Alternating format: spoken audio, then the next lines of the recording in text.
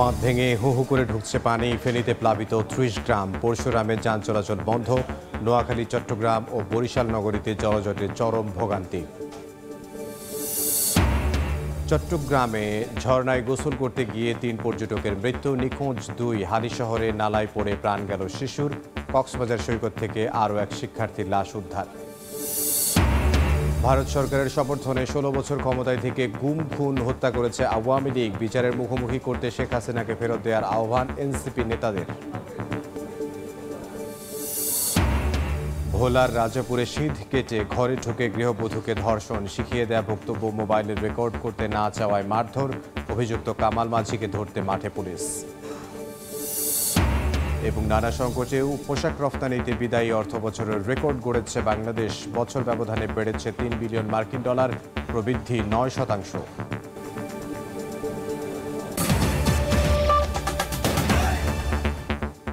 বাংলার সময় সঙ্গে আছে আমি ইমদাদুল হক। বর্ষণ ও উজানের ঢলে ফেনীতে ৩টি নদীর বাঁধ ভেঙে ৩০টি গ্রাম প্লাবিত হয়েছে। ডুবে গেছে শহরের নিম্নাঞ্চল। ঘরবাড়ি ছেড়ে আশ্রয়কেন্দ্রে ঠাঁই নিয়েছেন বাসিন্দারা। এদিকে টানা বৃষ্টিতে নোয়াখালীর ৪ উপজেলায় সৃষ্টি হয়েছে জলাবদ্ধতা। বন্ধ ঘোষণা করা হয়েছে মাধ্যমিক বিদ্যালয়ের ক্লাস পরীক্ষা।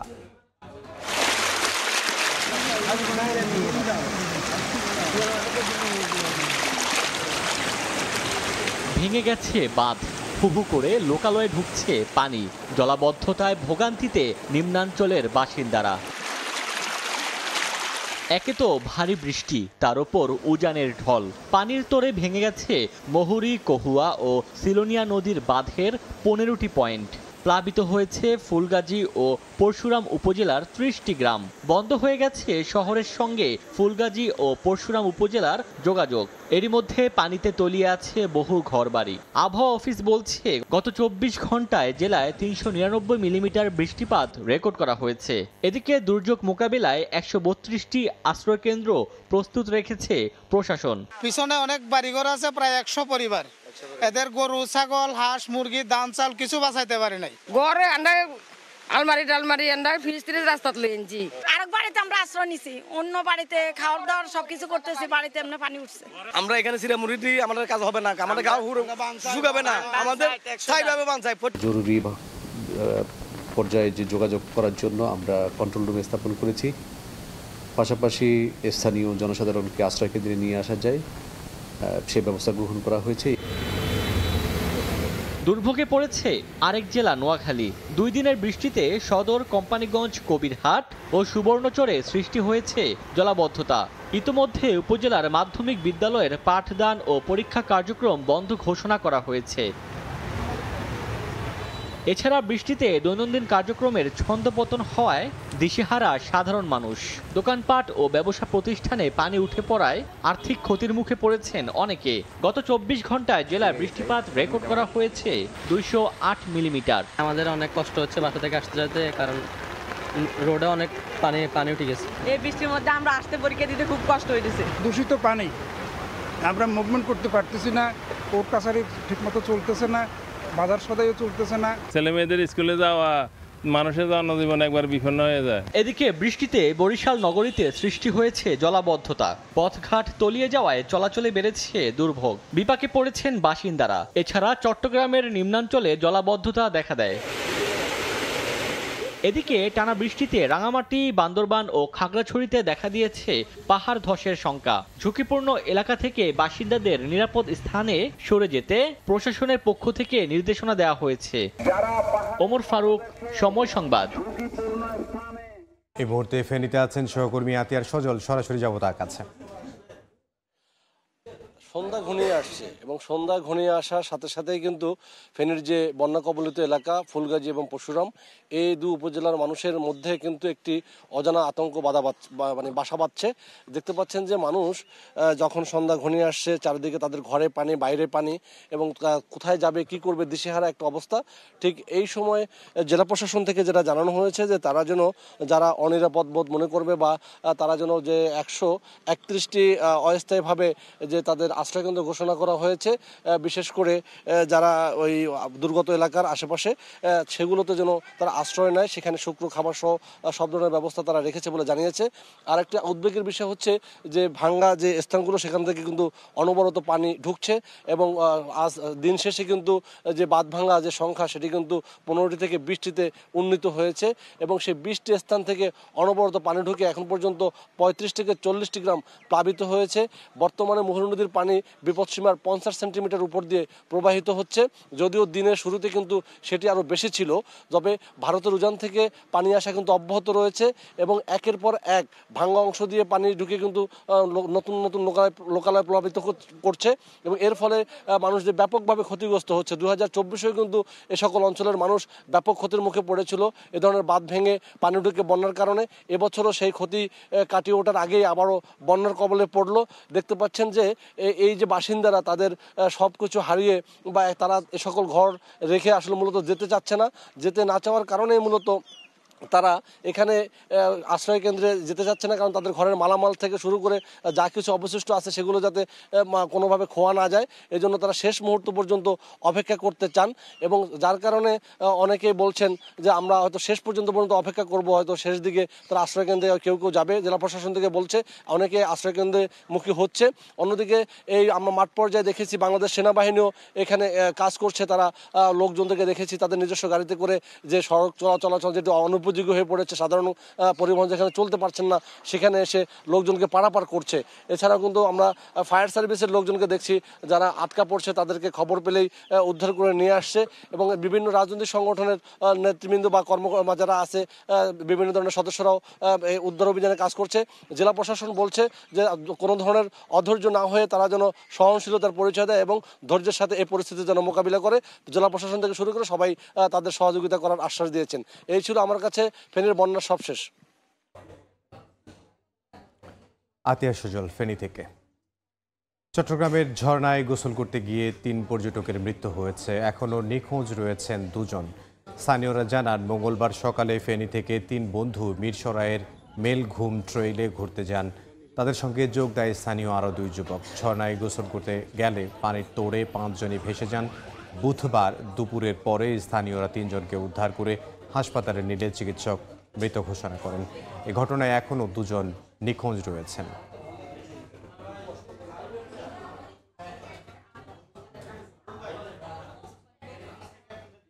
কক্সবাজারের প্যাচার দ্বীপ সৈকতে গোসল করতে নেমে চট্টগ্রাম বিশ্ববিদ্যালয়ের নিখোঁজ শিক্ষার্থীর ভাসমান লাশ উদ্ধার করা হয়েছে। এ নিয়ে একই ব্যাচের 2 শিক্ষার্থীর মরদেহ উদ্ধার হলো।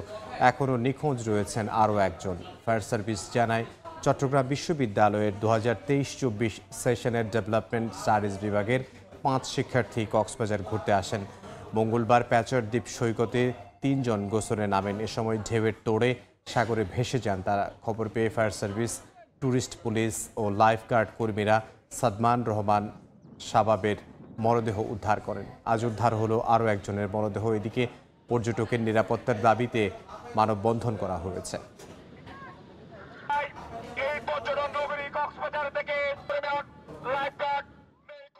ভারত সরকারের প্রত্যক্ষ ও পরোক্ষ সমর্থনে আওয়ামী লীগ সরকার 16 বছর ক্ষমতায় থেকে গুম, খুন, হত্যা করেছে বলে মন্তব্য করেছেন এনসিপি নেতারা। বিচারের মুখোমুখি করতে শেখ হাসিনাকে ফেরত দেওয়ার আহ্বান জানিয়েছে দলটি।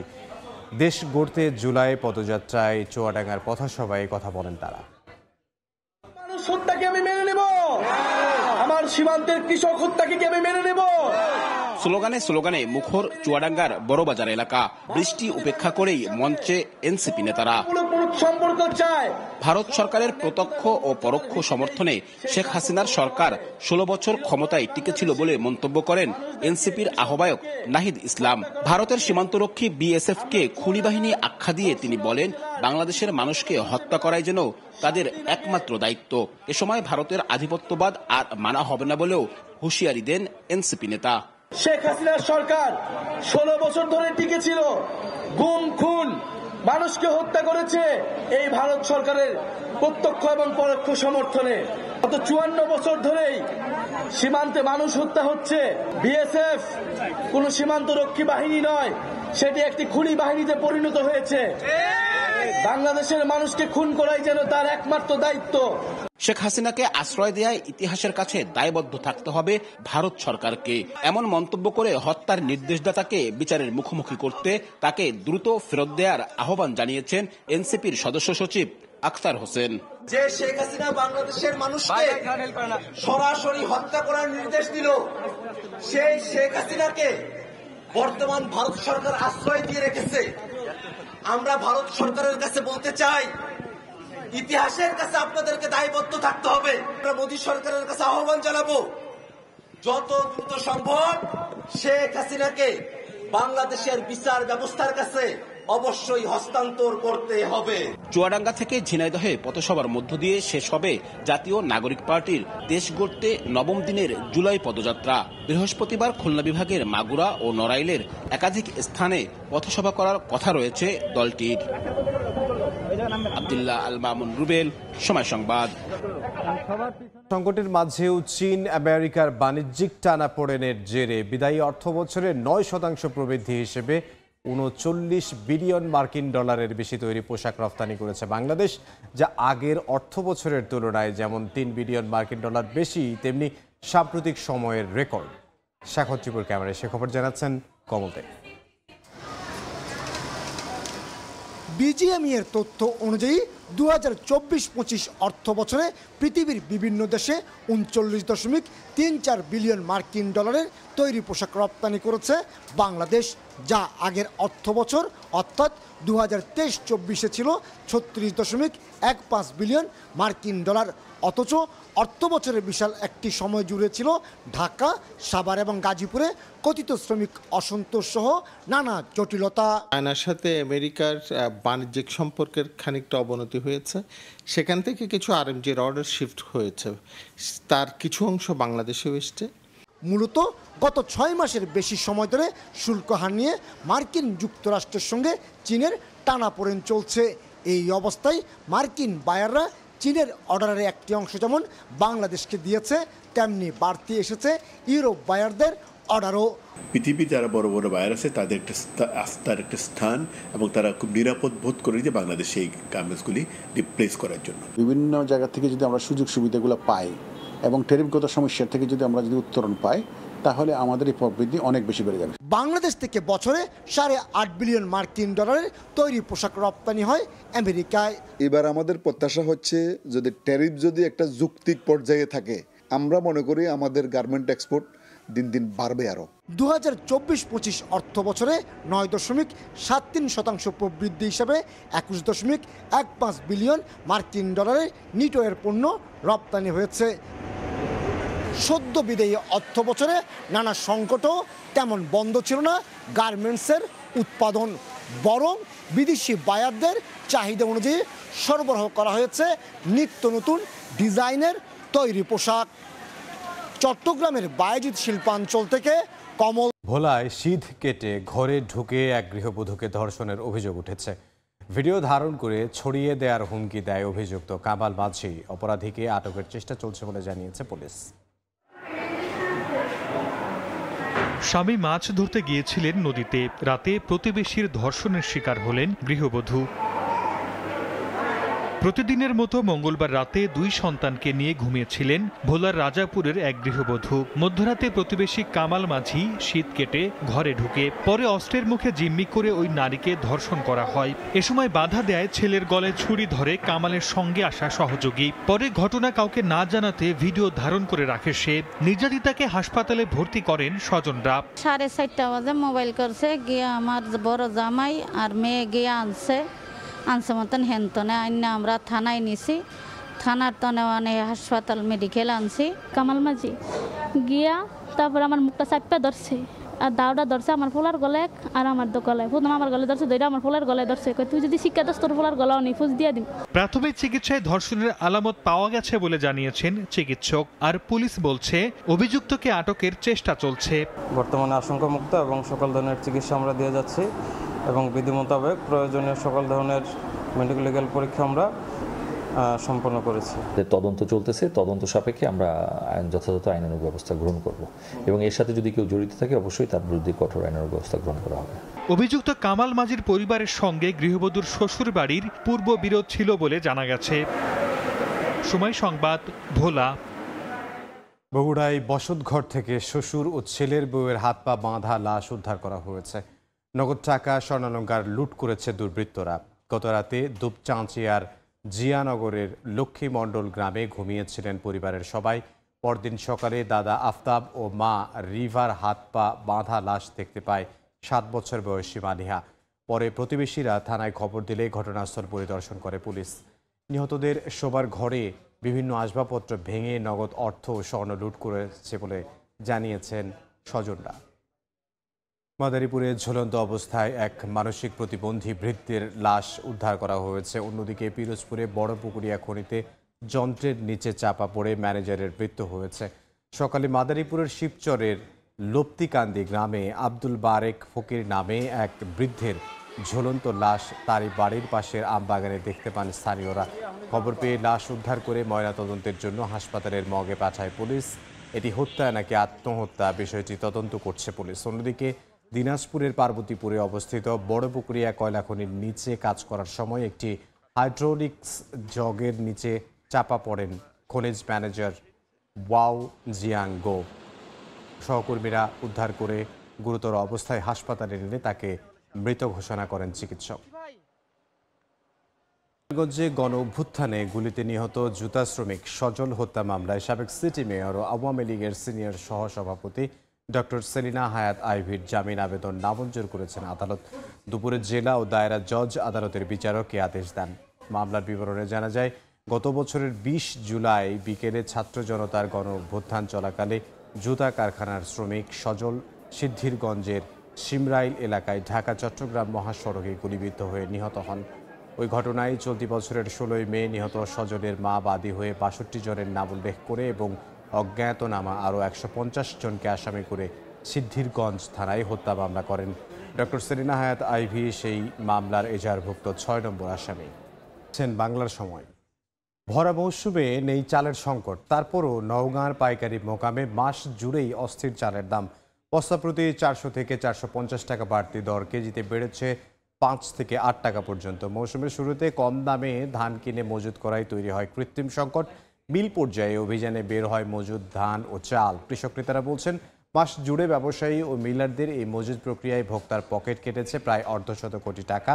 জেলা প্রশাসক বলছেন, মজুদ ভাঙতে প্রশাসন তৎপর রয়েছে। নারায়ণগঞ্জে 3 শতাধিক অবৈধ গ্যাসের সংযোগ বিচ্ছিন্ন করেছে তিতাস গ্যাস কর্তৃপক্ষ। জেলা প্রশাসনের নির্বাহী ম্যাজিস্ট্রেট মোহাম্মদ নাজবুল হুদার নেতৃত্বে দুপুরে ফতুল্লার হাজীগঞ্জ ও কুতুব আইল এলাকার 3 স্থানে অভিযান চালানো হয়। এই সময় 3টি ওয়াশিং কারখানার গ্যাস সংযোগ বিচ্ছিন্ন সহ 2টি কারখানার মালিককে 3 লাখ টাকা জরিমানা করা হয়। জব্দ করা হয় বিপুল সংখ্যক পাইপ রাইজার। বাংলার সময়ের শীর্ষ সংবাদগুলো জানিয়ে দিচ্ছে আরও একবার।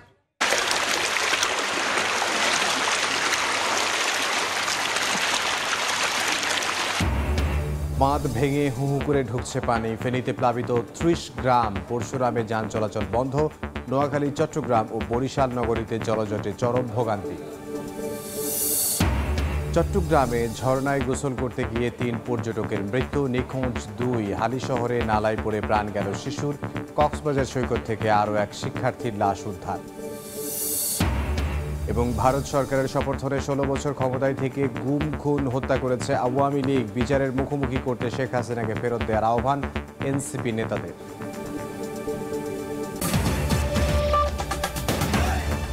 এই ছিল বাংলার সময়। সঙ্গে থাকুন সময়ের।